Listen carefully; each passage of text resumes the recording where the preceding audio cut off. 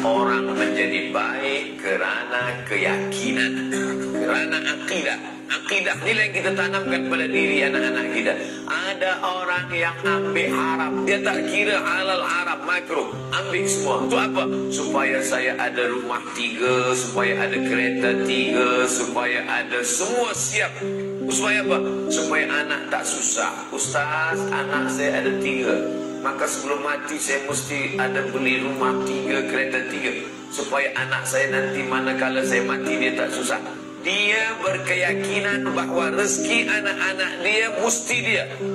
Padahal dalam Islam kita diyakinkan la tamutu, tidak akan mati seorang hamba qabla an tastakmil rizqaha wa ajalaha, tidak akan mati manusia sebelum sempurna rezeki dan ajalnya.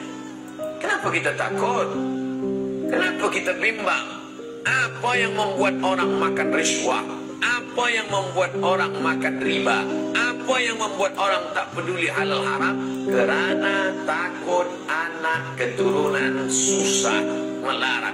Padahal Allah menjamin wa ma min dabbatin, tidak ada satupun yang melata di atas muka bumi ini illa 'ala Allah rizquha, melainkan Allah yang garanti menjamin rezekinya.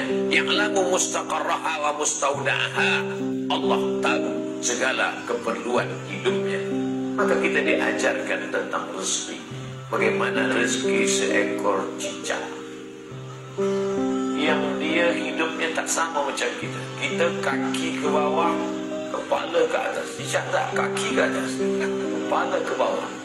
Dan makan dia pun luar biasa. Cicak yang dia makan makhluk yang terbang, nyamuk. Tapi tak ada cicak mati kelaparan. Saking inginnya orang hidup macam cicak, itu ada cicak men namanya. Apa sebenarnya yang diingin dia? Cubalah renung saja. Kita kalau nak merenung tak perlu kita renungkan makhluk yang jauh-jauh. Coba tengok cara Quran mengajak kita merenung. Afala yanzuruna ilal ibili kaifa khuliqat. Cubalah tengok macam mana onta.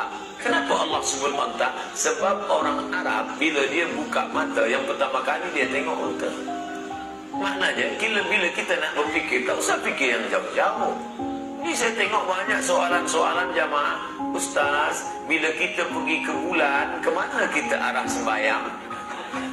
Apa awak fikir bulan? Pikirkan saja yang dekat-dekat dengan kita. Apalah yang zuruna ilal ibili kaifa khuliqat, wa ila samai kaifa rufi'at, wa ilal jibali kaifa nusibat, wa ilal ardi kaifa sutihat. Cubalah kita berfikir. Sedangkan makhluk cacing, kenapa cacing di dalam tanah? Kenapa cacing tak di atas tanah? Cacing dalam tanah sebab dia tak boleh hidup di atas tanah. Sebab dia tak ada kulit.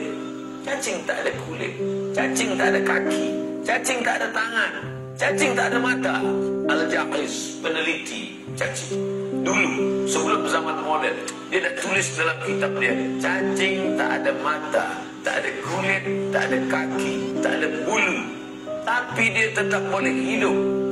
Apa makanan cacing? Nanti bila ada orang bertanya, Ustaz, apa makan? Awak lah.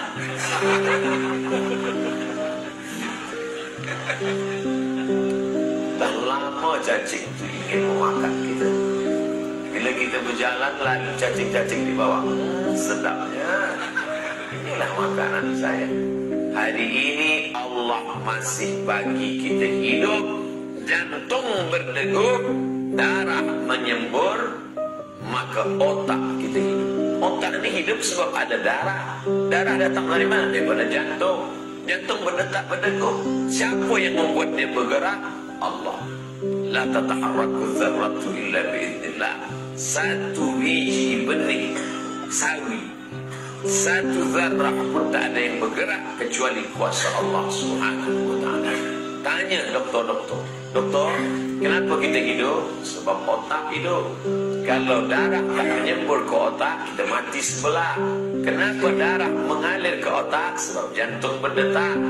Jantung berdegup menyemburkan darah. Kenapa jantung berdegup? Dia tak boleh tahu. Jantung yang berdegup mesti diisi dengan kalimat la ilaha illallah. Itu maka orang berzikir digoyangkan kepala ke jantung la ilaha illallah. Itu Allah bagi kita kekuatan hari ini. Yang membagi itu Allah.